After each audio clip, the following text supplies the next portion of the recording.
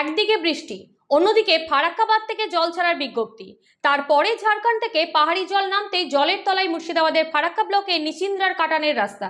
মূলত ঝাড়খণ্ডের ৮০ নম্বর জাতীয় সড়ক থেকে ফারাক্কা ১২ নম্বর জাতীয় সড়কের প্রধান যোগাযোগের ভরসা এই নিশিন্দ্রা কাটান রাস্তা।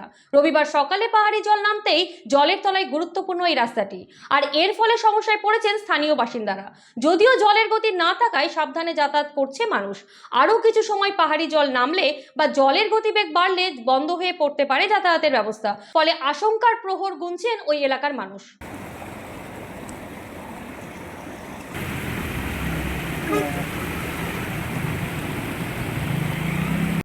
আমাদের দীর্ঘদিনের সমস্যা।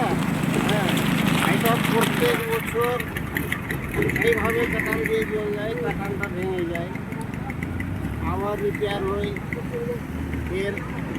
এবারে আমাদের তো এত আন্দোলন করলাম যে ব্রিজের দরকার, তো ব্রিজের দিকে তো কী বলবো, ব্রিজ এনওসি দেয় না, কি দেয় না এইরকম শুনতে পাচ্ছি। আচ্ছা, এটা সাহেব কথা দিয়েছিলেন, টাকা অ্যালটমেন্ট হয়েছিল, সেটা আমাদের ব্রিজ কর্তৃপক্ষ আমাদেরকে এনওসি দিল না।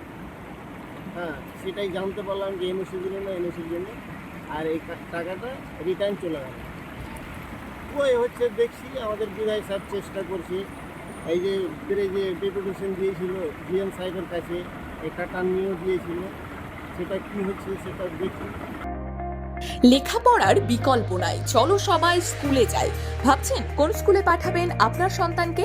চিন্তা কিসের, আপনার ডোমকল গাবতলা মোড় এলাকায় আধুনিক পরিকাঠামোর আদর্শ স্কুল অ্যামারান্থাস একাডেমি। স্থান ডোমকল গাবতলা মোড়, মুর্শিদাবাদ।